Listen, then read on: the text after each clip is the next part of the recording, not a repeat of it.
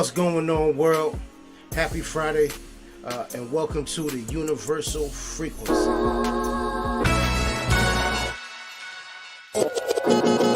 Energy, frequency, vibration. Energy, frequency, vibration. We are back and better than ever. I appreciate you guys tuning in. Another episode. So tonight, we're going to get into small business, specifically why you should start a small business and what to do if you want to start a small business. So before we get started, hit the like, subscribe button. This is the Universal Frequency, where we tune in to vibrate higher. Hopefully you vibrating with me. And yeah, man, we're gonna do some science. All right, so let's talk about it. Why is small business important? Right? Why is small business important? They say entrepreneurship is the biggest driver of wealth in this country. Entrepreneurs employ other people. They impact people's lives. They impact their life in a manner that hopefully allows them to live out their passion.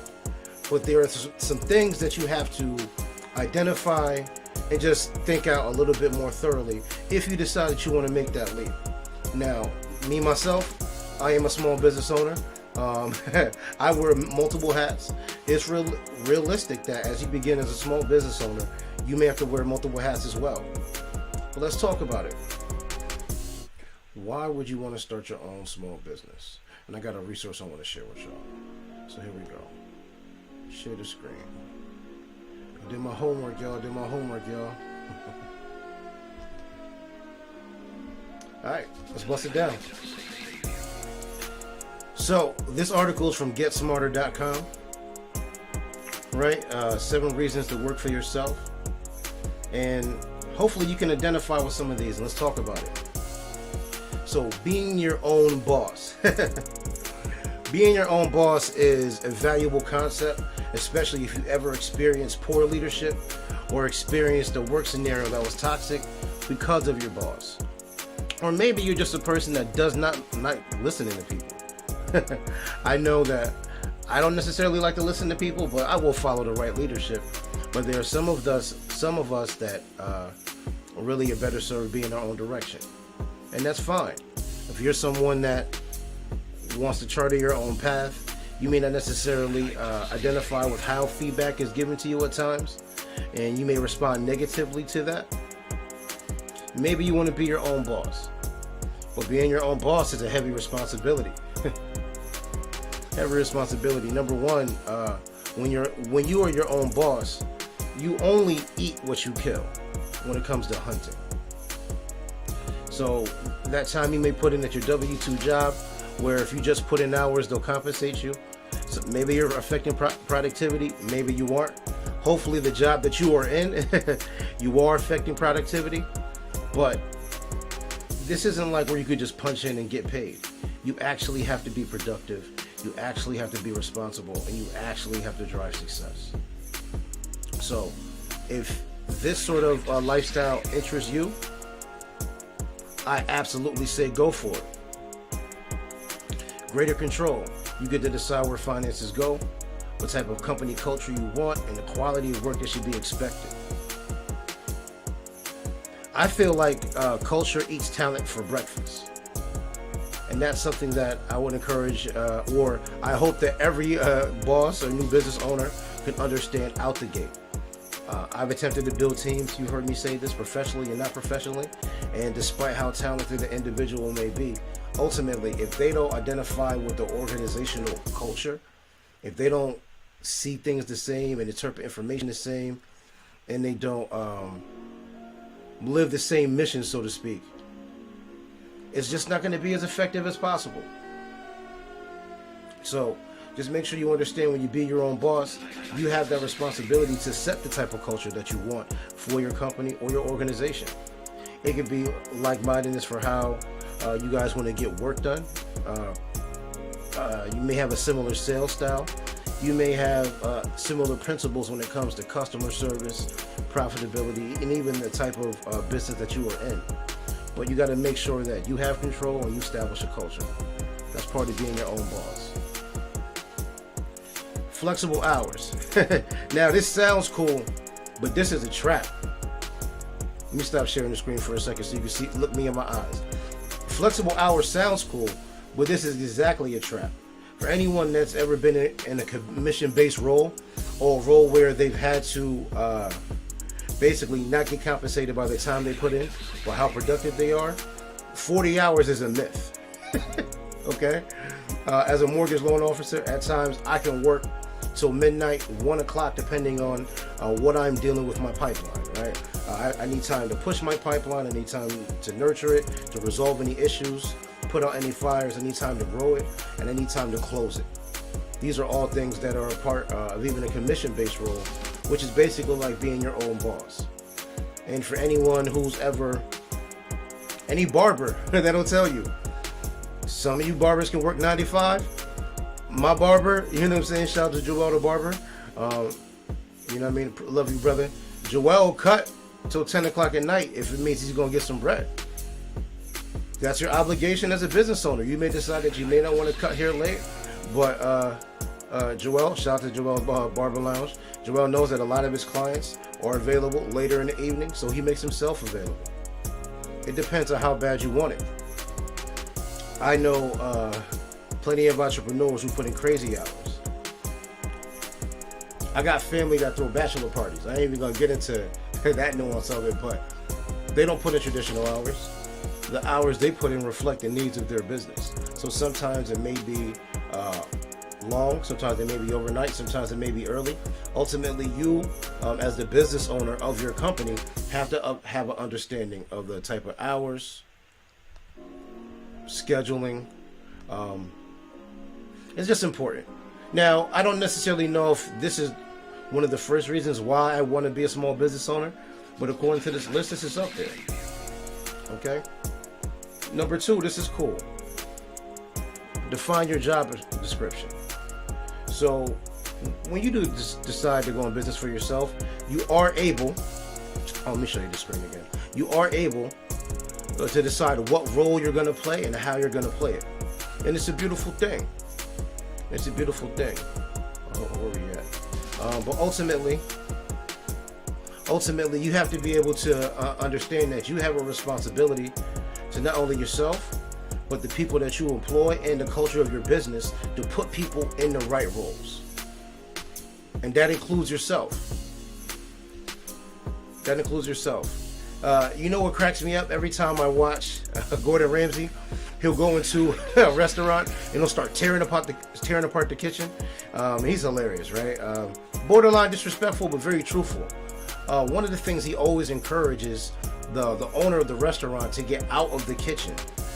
This is your restaurant. You need to be out of the kitchen. Let the cooks cook in the kitchen. You need to be on the floor meeting your customers. And the more time that you spend in the kitchen as the business owner, the more your business suffers. He says that every episode. Every one. And I think understanding the role you're going to play in the job description is a hugely organizational piece to your business that you can't overlook. Hold on, I need to be sharing this. I'm not sharing this again. Hold on, my bad. I need y'all to see what I'm looking at.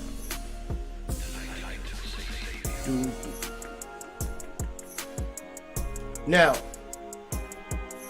here is the thing. There is an art and a nuance to understanding what you want to do and what you are strong at. And sometimes it takes discipline, guidance, support from the people around you to understand that. But we have to get this right in the beginning. Oftentimes, we may go into business because we are the greatest at our craft. We may be a great mechanic, may be a great landscaper, you may be a great barber, a great chef, a great baker, whatever. And you believe your skill is strong enough to sustain a lifestyle for you and your family. But you have to understand that in order for you to run and grow your business, you have to understand the difference between working in your business and on your business. Working in your business means you're answering all the phone calls. You're doing all the work. You're doing all the correspondence. You're filing all the receipts. More or less, not exactly per se, but these are the activities that you are doing. I mean, in the beginning and as you get started, this may be a part of it. You may have to pull double duty.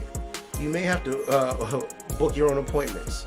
You may have to do your own correspondence. But eventually, as you grow, you have to figure out how to delegate and put yourself and other people in position. This is ill, man. This is ill. And I have a couple business owners that I want to get on the show. I know some really dope black, brown, white brothers and sisters that make a way for themselves. And I think they all share common characteristics, to be honest. A lot of it's drive. A lot of it's ambition. I think the most successful ones are disciplined in their approach and their craft. And that's how you have to be if you're going to make your craft for your living. Anybody that does anything full-time will tell you this is not play. The time that you put into your small business in the position that you hold is not play. It's how you generate your revenue. But we really have to have an understanding, especially in low to moderate income communities. We are notorious for going into business for the things we're best at.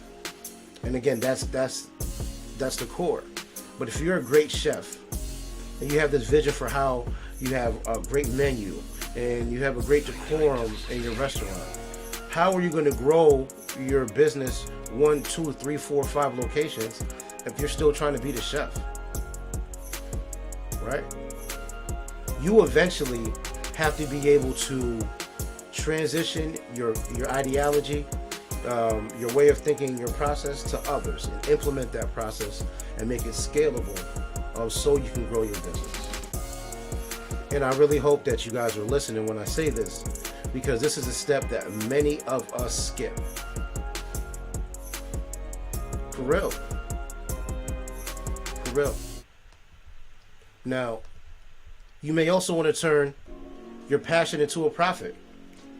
Maybe you believe in your product so much that you want to do it for yourself, or maybe you've been working under your boss and you have similar contacts and you know how to go get your own clientele, and you want to stream off of your own. It's fine. I have a guy that delivers oil that worked under another guy that was delivering oil. He saved up his money, bought himself an oil truck, went into business for himself, saved up enough money, bought two more oil trucks. Now he has 3, hired 2 drivers.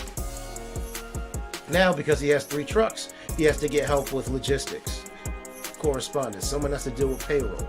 There has to be someone that can deal with scheduling and any potential HR issues. These are all things that come with the responsibility of owning your business. And you have to build this infrastructure in a manner that allows it to flourish. For real.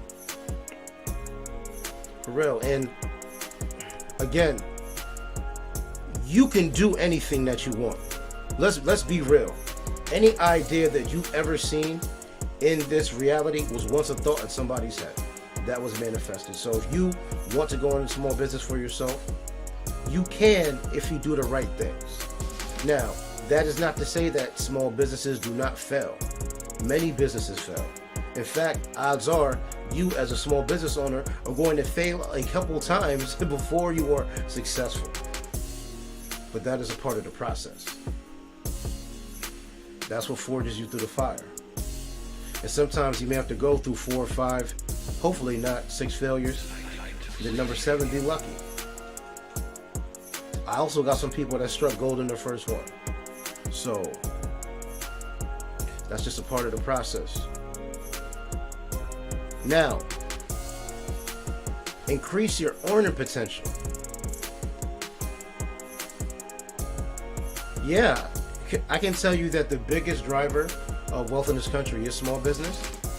I can tell you that when it comes to jumbo mortgage lending, those are primarily affluent customers who have their own businesses. So any mortgage loan officer that is going to do jumbo mortgage loans has to be proficient in evaluating small business tax returns. That is a fact. Okay?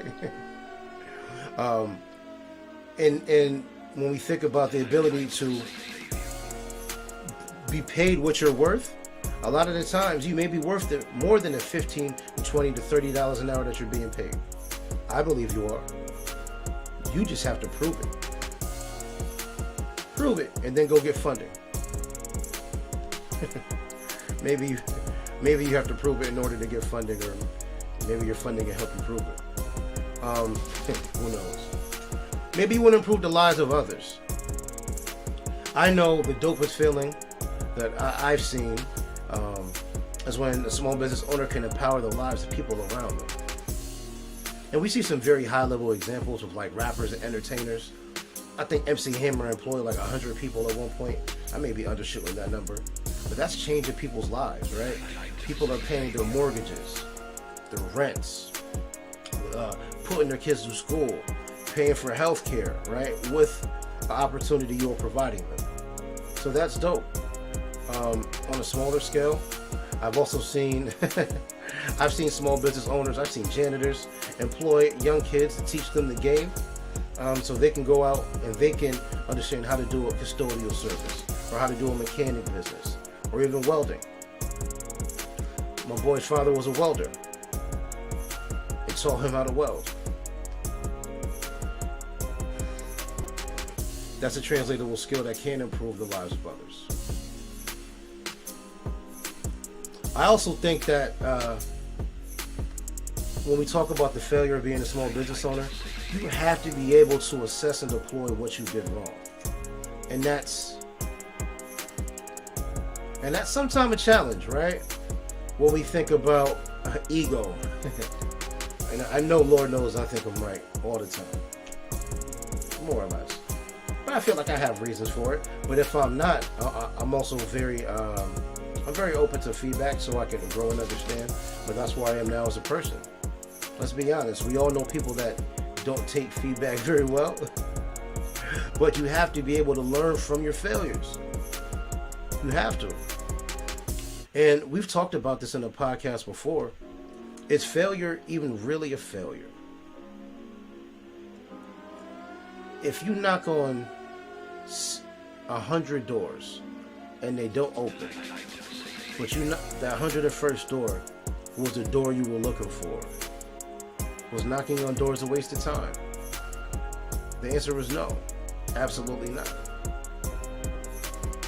And so you only quit when you fail, regardless of what you're doing, right? But does not mean if something is not successful, you do not have a responsibility to go back and become more prepared, do your research, align your service to your market. Is it seasonal? Is it not seasonal? What is the demand? These are things that you have to research before you're going into a business, I think.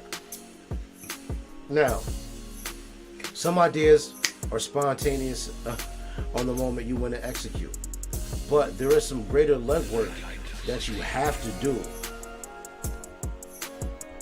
in order for you to be successful. I have another article I want to share with you. Tap into the universal frequency. Like, subscribe, share. We vibrating higher. We vibrating higher, for real. Here we go.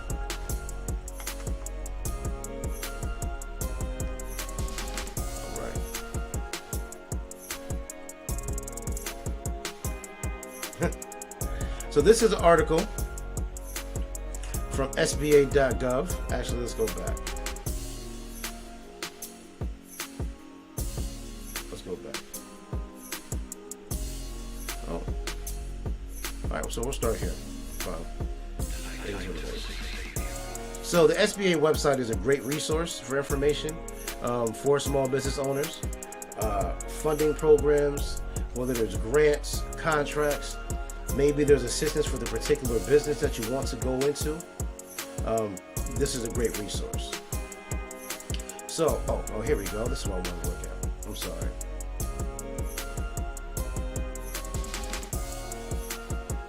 Where are we at? There was a dope article that I have for y'all. Hold on. No, you don't want to see that. You don't want to see that. And here we go.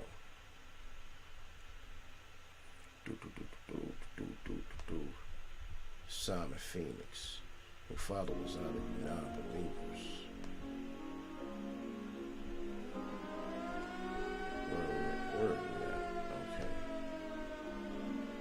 Okay, well listen, we're just gonna rock with it. We're just gonna rock with it. Alright. Hold on, I'm gonna come back. And then I'll open this again. Apologize. But let's get back to it.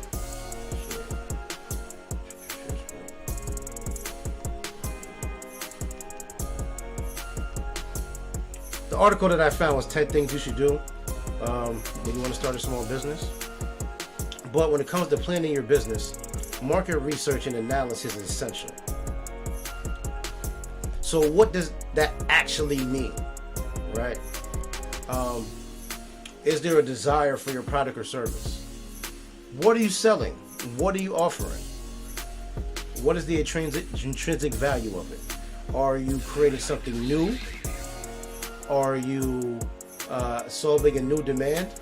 I can tell you that a lot of today's businesses with tech have to deal with connecting resources that are already existing. Okay? So when we think about Uber just connected a bunch of people in their cars to a taxi program or a rideshare program. And it's a multi-billion dollar business. And it did not have to purchase a single vehicle.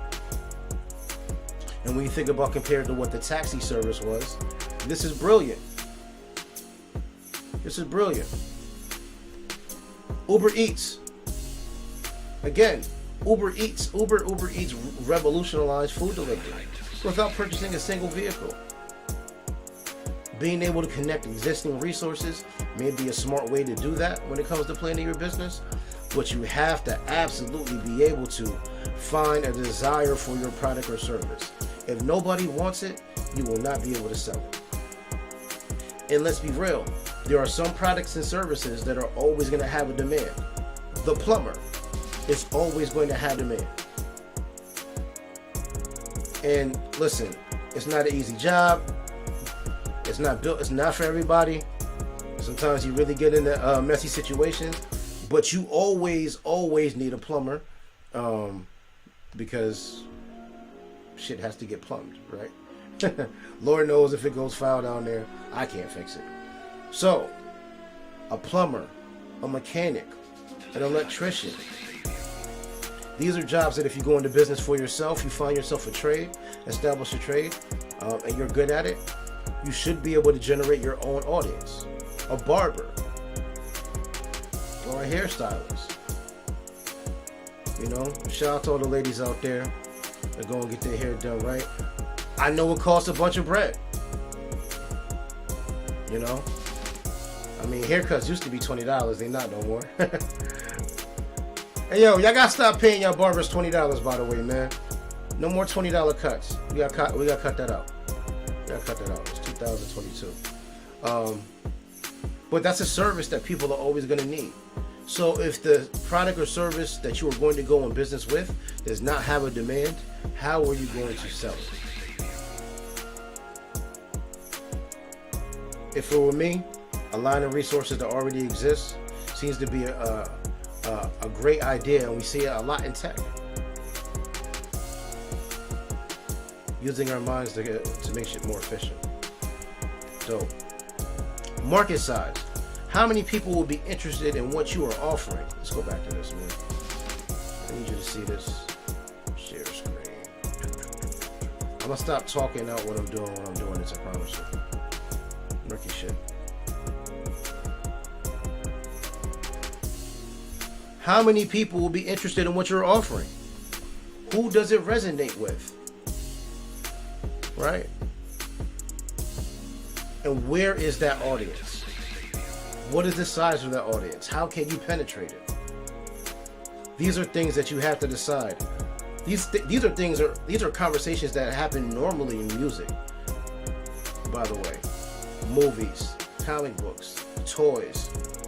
Who's gonna buy this toy and where? Right? Who's gonna buy this toy? Where are we gonna market it? Where can we put this toy that more people, that this demographic of people are going to be, so that they can see it and purchase it? Those are the dynamics that have to be there. And again, it sounds crazy, and I don't want to discourage anyone that comes with a new flavor of bagel or some shit, you know. something weird or quirky. Listen, those things may work. Those things work. Or you trying to invent a gadget. Like my man from Honey, I Shrunk the Kids. Y'all remember that? He invented the shrink ray machine. I don't know why, you know, they wanted to shrink shit, but that was the thing, and he was trying to get on with it. Okay, it's above my intelligence level, I guess. Location. Where do your customers live, and where can your business reach? Now, the internet has solved a lot of this, especially when we think about people that sell merch. Like the Insane Clown Posse. I don't know if you guys know that. The Insane Clown Posse built, I want to say, the blueprint for a merchandise move. T-shirts, cups, mugs. It sounds crazy, but they did very well for themselves. Very well for themselves. Even though I'm not really into the music, I gotta respect the hustle. Another one. Market saturation. How many similar options are already available to customers?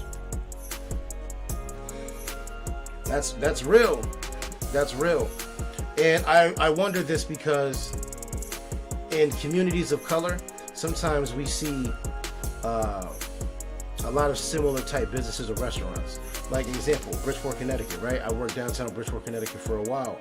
And there's a lot of Jamaican restaurants downtown. And they're all cool and they're all good people. But when we think about that type of business, you're all fighting for the same sort of foot traffic. And even myself, when I wanted Jamaican food and I was cool with one restaurant owner, I would go here. But if I'm cool with the other guy, the next time I want Jamaican food, I got to go to him instead of going back to my other customer, my other friend. Those are some of the challenges. Pizzerias, same thing.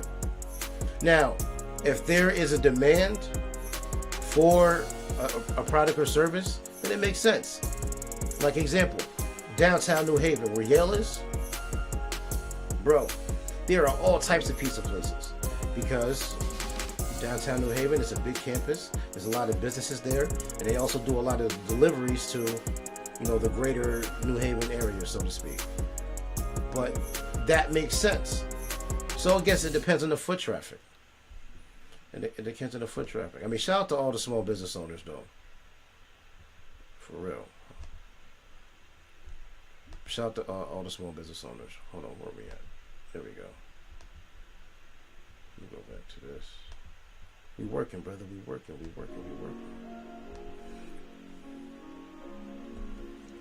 By the way, if you've ever seen Shark Tank, it is a brilliant show. These are the things they discuss. Obviously at a very high level, but these are the things they discuss. And to keep it 100, there are businesses that go into Shark Tank and they are rejected by Shark Tank, but still find a way to become a profitable, successful business. Which again goes to show you cannot take no for an answer. But market saturation, I digress. How many similar options are available? And also pricing comes into play. I'll be real, if I'm being cheap, and I know a plate over here costs 20, but I also know this plate over here is 15, and it's just as good, I may go with the 15. Just keep it a buck. We all have been there, right? These are the decisions that consumers make. When thinking like a consumer and a person that's going to spend their hard-earned money, they're thinking about what value they're going to get. What value are they going to exchange for their money? There are some things that are pricey but are worth it. To be real. One of my own team members, his father had a restaurant. His father's restaurant was not cheap. Not cheap. But, and it was an Italian restaurant, but that food was amazing. It was worth the value. And he knew what he was worth. He knew what he was worth, his time was worth, and what his output was worth. And when you think about that, it almost sometimes like raises the value. Not raises the value, but if someone has a product or service and it's not cheap, After we get through the, damn, it's not cheap, blah, blah, blah, blah, blah, blah, we start to ask questions about why. Why is it so costly and what value are we getting? And if you're able to answer that, people see the value, they're absolutely going to buy. Right? They're absolutely going to buy if people have value. You have to be able to establish a value statement around what you are selling.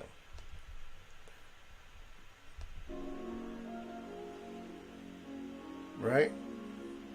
Mr. Customer, this is my name, this is what I do, and my role is A, B, and C to help you achieve whatever so-and-so goal. I do that by blah, blah, blah. May I ask you a few questions? Permission statement into deeper understanding.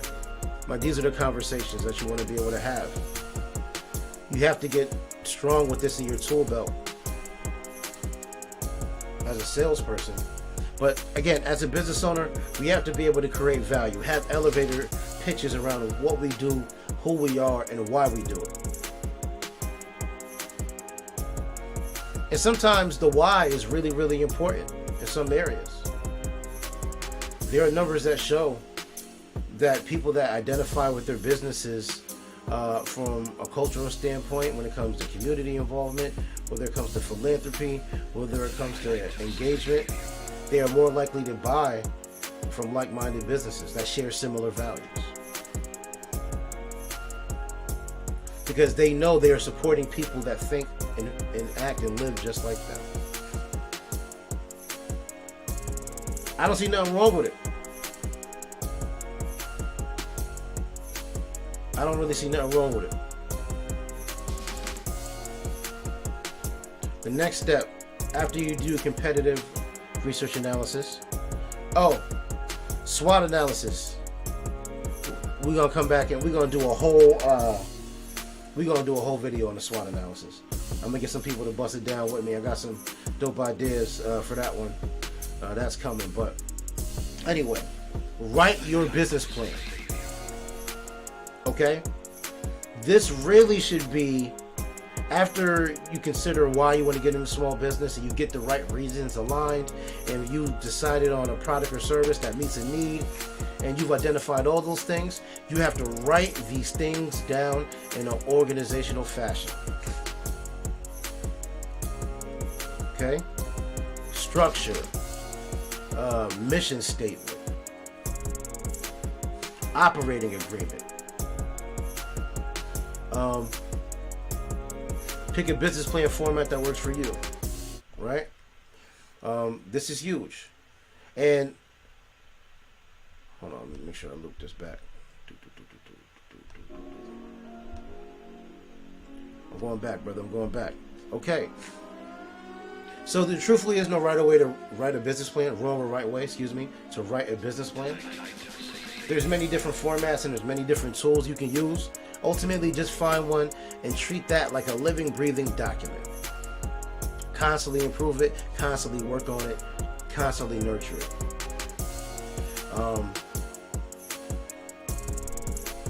You have to have this foundation. You have to know whether you have to know what the business plan is and be able to show this to someone and they read it and they know exactly how your business works. That is the business plan. Right? Hey, I have a business. What is it that you do? Here's the business plan. Or even more detailed. Hey, I have a business. Please invest in me. Oh, really? Let me see your business plan. And they're going to look at your business plan and make a decision about your activities, your structure, your profitability, your market share, and your ability to meet it by that business plan. Right? So let's talk about what go in a business plan. Executive summary. Briefly tell your reader what the company is and why it will be successful. Include your mission statement and your product or service, your basic information about your company's leadership, employees, and location. You should also include financial information and high-level growth plans if you ask for financing. That is literally what I just said, right? If you want to borrow money for your business, you're going to have to include financials and plans for growth to show that you can not only pay that money back, but what is the expected profitability from their investment. If you cannot explain that to anyone, they will not give you money. 1,000,000%. Watch Shark Tank. Watch Shark Tank. Even if it's not about necessarily whether people get on or not, how they have to be prepared to go into that lion's den and present themselves and their business in a manner that not only shows who they are, but why they do it, and that it can be profitable. You have to have this. For real. You have to have this. We're rocking.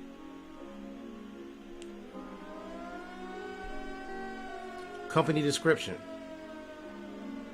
Detailed information about your company, the problems that you solve, list out your customers and organizations and your target audiences that you plan to serve. What needs do you plan to meet? How can you brand yourself around this? Right? You have to explain the competitive advantages that will make your business a success. This is huge, right? Personally, I joined a venture capital company that wanted to revitalize the mortgage business.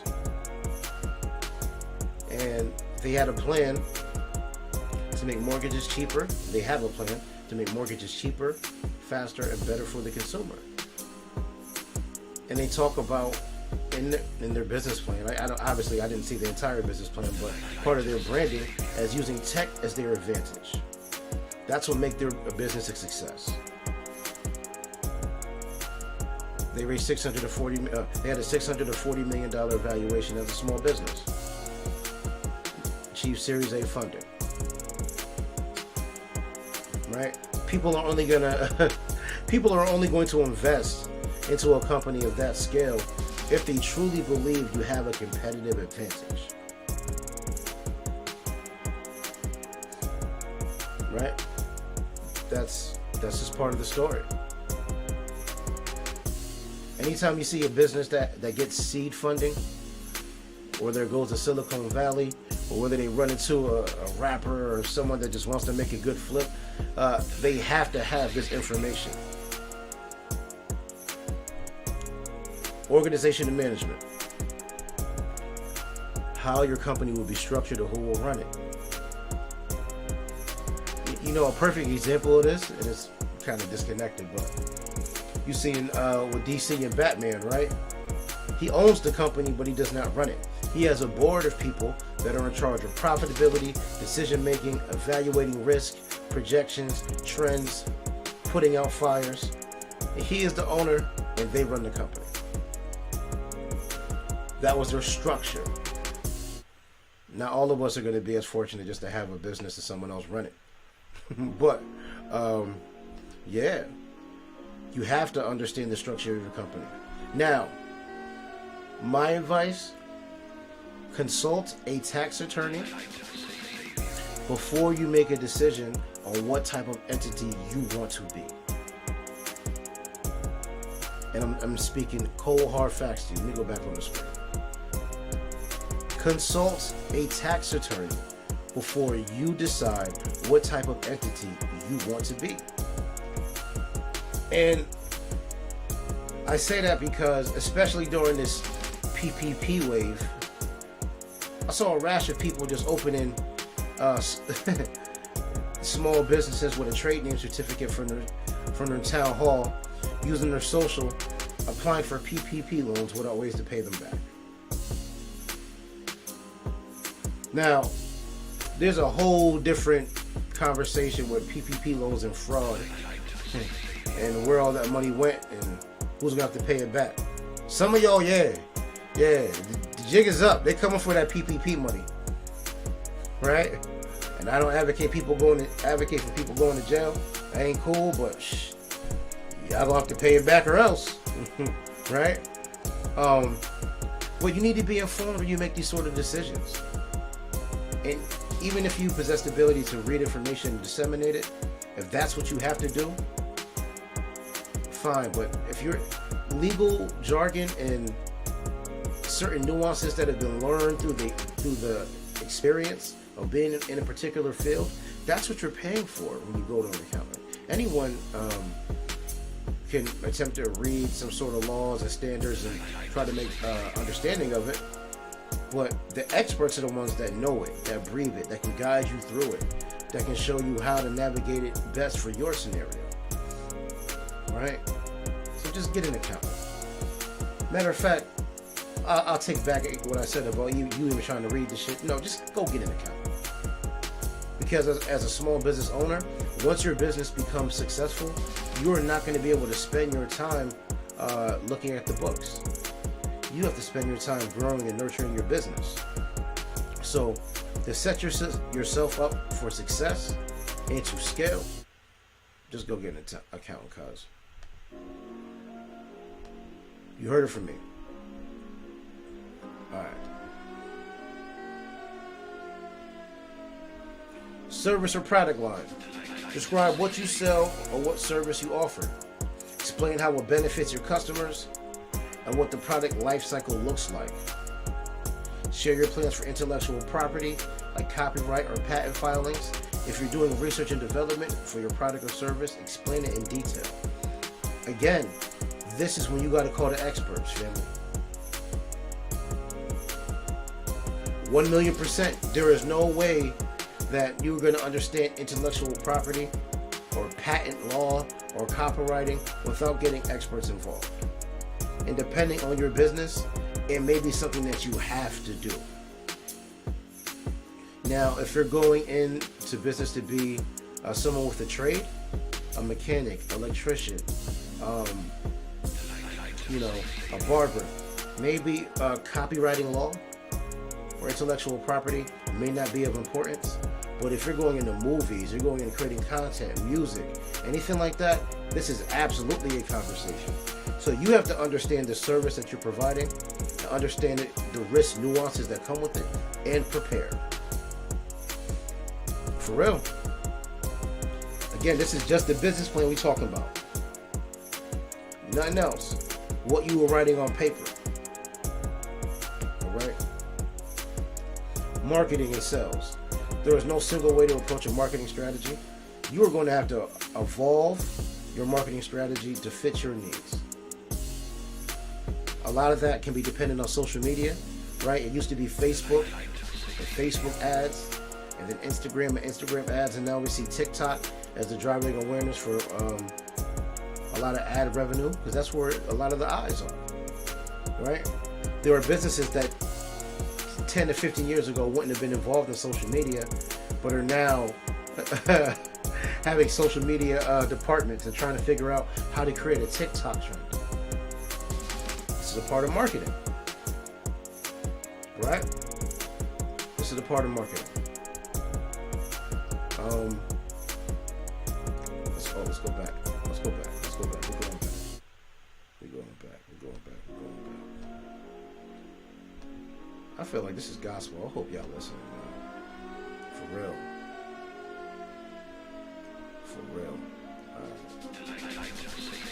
Be back.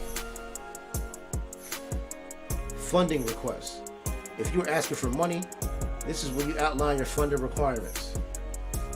Just don't show up at your uncle's house or your cousin's house and be like, yo, I need 40 bands to help me make this business work.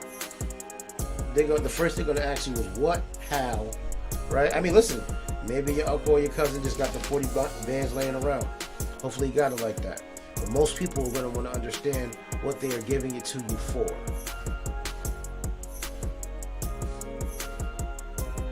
Right? So, if you're going to ask for funding, you have to detail your funding requirements. Clearly explain how much funding you'll need over the next 2, 3, 4, 5 years and what you're going to use it for.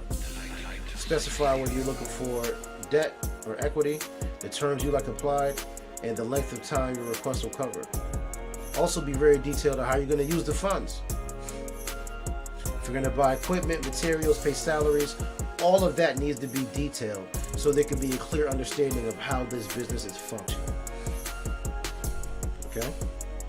Now, again, financial projections. Now this is really high level. I'm not going to say that everyone that goes into business for themselves does financial projections, but again, it depends on the type of business. If you are a tradesman or tradeswoman, if you're going to be a mechanic, a plumber, a hairstylist, anything like that, it may not be necessary. A sole proprietor or single member LLC may not be necessary. If you're going to run a corporation and you want to be public, right?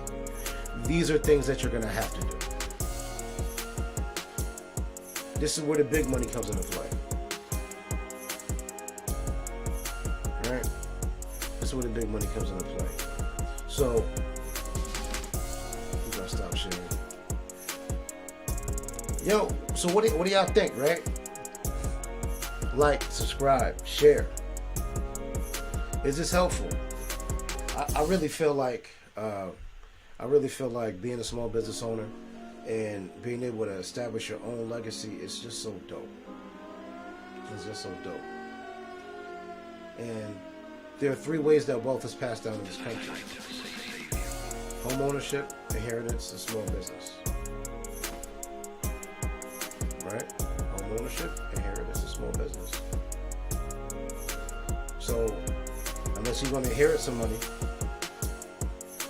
or unless you're going to buy properties and buy homes, which is another way to do it, having a small business is ways to truly establish wealth. And when I say wealth, and this is not whether you can work a normal job. Actually, you know what? Let's actually Google what wealth is defined as before I start going off the rails, or what I think.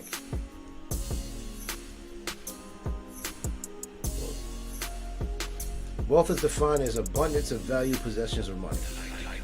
Now we know there's different types of wealth, but in monetary concerns, in order to establish abundance, that is not going to be done through working a regular job. That is a falsehood.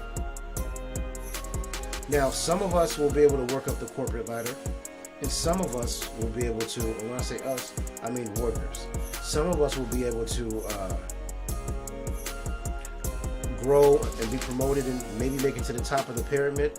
But the reason it's a pyramid is because it has a wide base and it's skinny at the top. Everybody can't go to the top. There has to be a lower foundation in these sort of structures. So it is not designed for you to be a W-2 salaried employee and become wealthy. You may be middle class, maybe you'll just get by, maybe you'll be comfortable. But again, in order to establish wealth in this country, it is typically passed down to inheritance, home ownership, and small business. That is why small business is important. And if you want to be a small business owner, and you have a particular skill set that you believe can not only provide for your family, but can provide for others, absolutely pursue it. For real. But you know, I've also seen like wild shit. Right? I've seen wild shit. I seen a dude get laid off like 2 weeks after starting the job, bro. That's foul. Like, can we be real about how foul that type of shit is?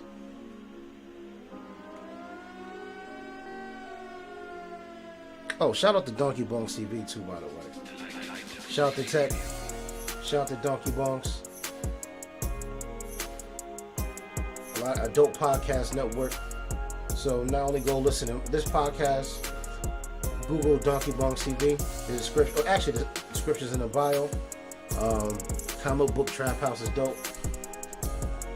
But yeah, man, can you imagine starting? Can you imagine starting the job in 2 weeks? They're like, "Hey, sorry, brother, you gotta go. Peace." You're like, "Yo, I done set up my kids' schedule. I done probably bought some gear. I done probably did some things because I thought I had the money coming in. I didn't align some things, and now 2 weeks in, you're letting me go." You never want to do that to anybody. So being a small business owner, there's a responsibility. Responsibility to yourself and your business foremost. You have to make sure the business stays upright, and you have to make sure you take care of yourself personally.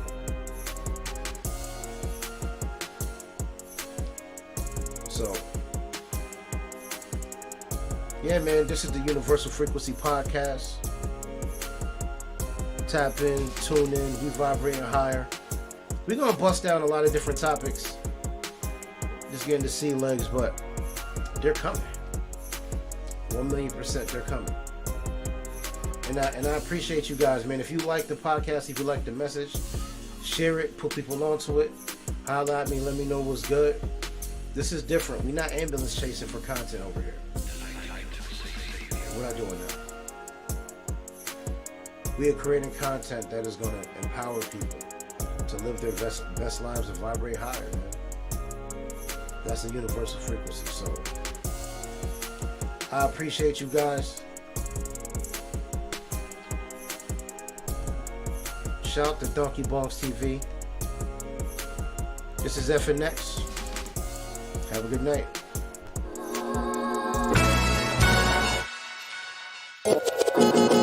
Energy, frequency, vibration. Energy, frequency, vibration. Energy, frequency, vibration. Go and look at destiny now. Why are you waiting?